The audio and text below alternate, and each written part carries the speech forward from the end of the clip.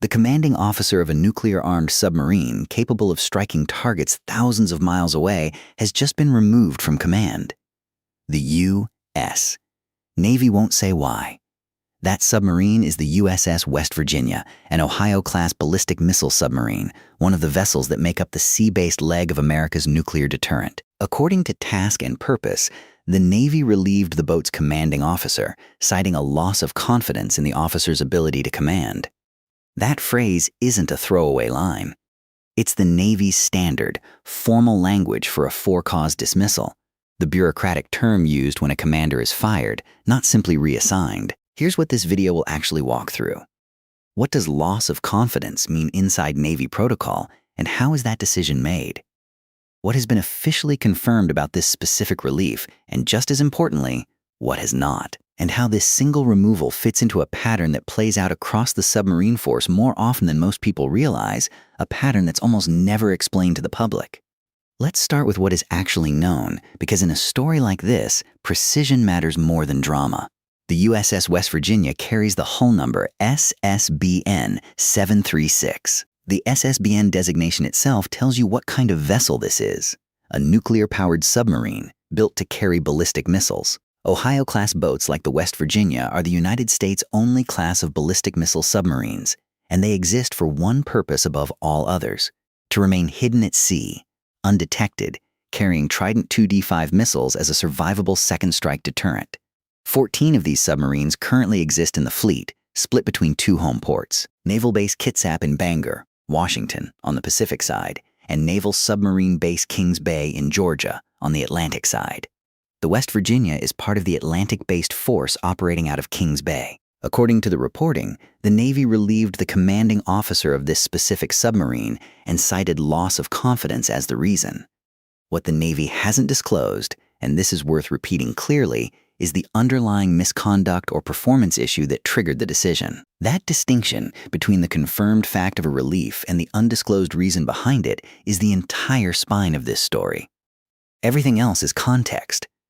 One obstacle to reporting on a story like this, honestly, is that the Navy's public affairs process is built to give you almost nothing. A one-line press statement, a name, a title, a date, and the phrase "loss of confidence." No further detail. No hearing transcript.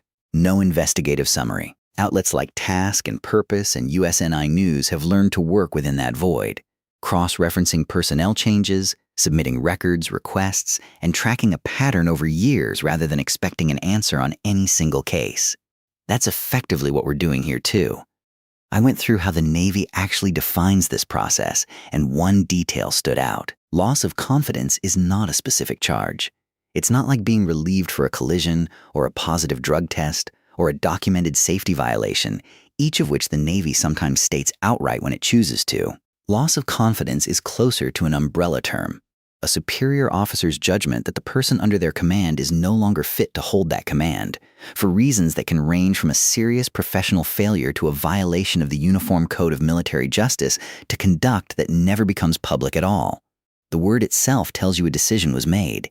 It doesn't tell you why. Commanding a submarine, especially an Ohio-class boomer, is one of the most tightly screened jobs in the entire U.S.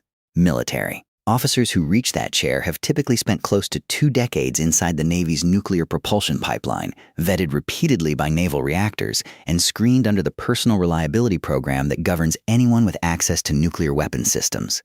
That screening is designed to catch problems long before someone ever takes command. When a relief happens anyway, at that level, it tends to draw more attention inside the service than a similar relief on a surface ship would, precisely because the vetting is supposed to make it rare. So the file, so far, is thin by design. A name is removed from a command roster. A statement goes out. The paperwork closes. But that's not where this actually ends. This isn't the first time a submarine captain has been quietly walked off a boat under that exact same phrase, and the pattern behind it is bigger than any single case.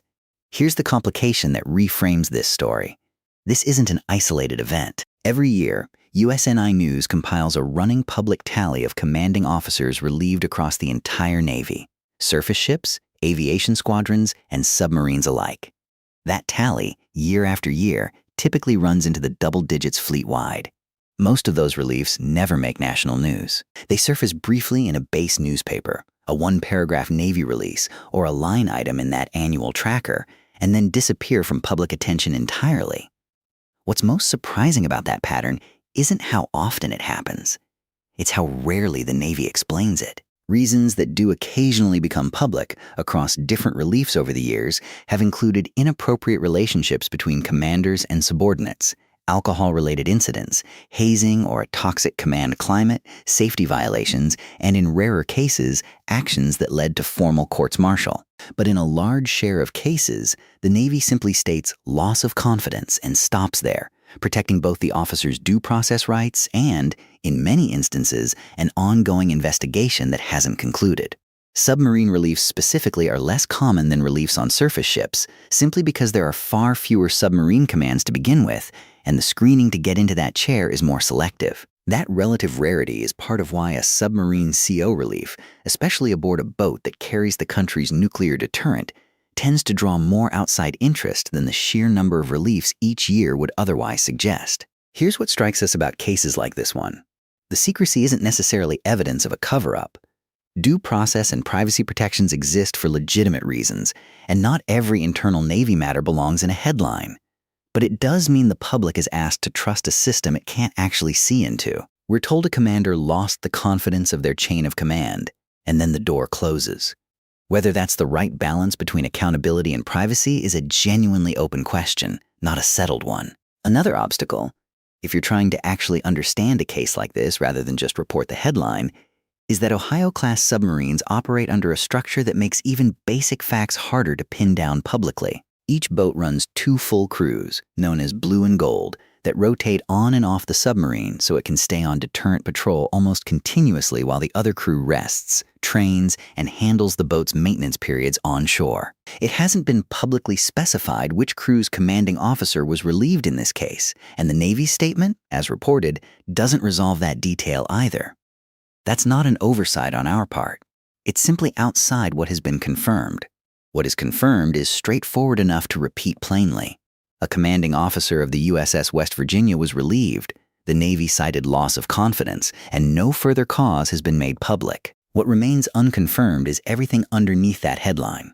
The specific conduct, the timeline of the investigation if one occurred, and who exactly made the final call up the chain of command. That gap between what's confirmed and what's assumed is exactly where speculation tends to fill in the blanks online. We're not going to do that here. Here's the take that'll probably get some pushback. We think the Navy's near-total silence on the specific cause, case after case, makes it harder for the public to tell the difference between an officer who made one serious professional mistake and an officer whose conduct was genuinely disqualifying. Folding both outcomes into the exact same 3-word phrase protects the officer's privacy. But it also flattens every relief into the same shape, and that makes it nearly impossible for outside observers, including us, to hold the system accountable for how consistently it applies its own standard. You'd think a submarine command relief on a boat carrying part of the nuclear arsenal would come with more disclosure than a relief on a smaller surface vessel. It doesn't, at least not as a rule. The classification and operational security surrounding ballistic missile submarines, if anything, tends to push the Navy toward less public detail, not more. So here's the question this case actually leaves open, and it's worth sitting with for a second. Is loss of confidence doing its job as a fair, private off-ramp for officers who deserve due process? Or has it become a phrase so broad that it tells the public almost nothing at all? That's not a rhetorical question. What do you think? Does the Navy owe the public more detail in cases like this? Or is protecting the officer's privacy the right call, even for a nuclear deterrent command? There's a broader operational picture worth laying out here too, purely as background, separate from anything specific to this case. Ohio-class SSBNs conduct what the Navy calls strategic deterrent patrols, typically stretching 70 to 90 days submerged, with the boat's location undisclosed for the entire patrol. The blue and gold crew system exists specifically to keep at least one of these boats on patrol from every home port at essentially all times, which is the entire point of a survivable nuclear deterrent. An adversary can never be certain where every boat is, or whether striking first would eliminate the ability to respond. A command relief doesn't halt that mission. The boat keeps its patrol schedule. Command authority simply passes to another qualified officer, often the executive officer, while the Navy works through however it plans to fill the position permanently. One detail that stuck with us while putting this together. For as sensitive as an Ohio-class command is, the process for removing someone from it is, procedurally, identical to relieving the captain of a much smaller ship. There isn't a special, more transparent process reserved for nuclear-capable commands. The same 3 words cover a destroyer's captain and a boomer's captain alike. There's more nuance to how these reliefs actually move through the chain of command than we can responsibly cram into one video without speculating past what's confirmed. How a relief request typically originates with an immediate superior, moves up through the submarine group commander, and in the more serious cases gets reviewed at the fleet level. If that process itself is something you'd want a dedicated breakdown of, say more in the comments, and we'll consider it for a follow-up. So where does this actually stand right now? Confirmed. The U.S. Navy relieved the commanding officer of the USS West Virginia, an Ohio-class ballistic missile submarine based at Kings Bay, Georgia, citing loss of confidence in that officer's ability to command, as reported by Task and Purpose. Not confirmed, and not something we're going to guess at, the specific conduct or performance issue that led to that decision, whether it involved the Blue Crew or Gold Crew commander, and whether any further disciplinary action, including a formal investigation or court-martial, is underway. Those are the open questions, and right now, only the Navy has the answers. It hasn't given them. If this is a story you want to keep following, the way to do it isn't to wait for us. It's to watch the primary channels directly, because that's genuinely where the next confirmed detail, if there is one, will surface first, long before it reaches a headline. And if you want to understand how a routine command relief on a surface ship gets handled differently than one on a strategic submarine, that's a comparison worth making, and one we may come back to.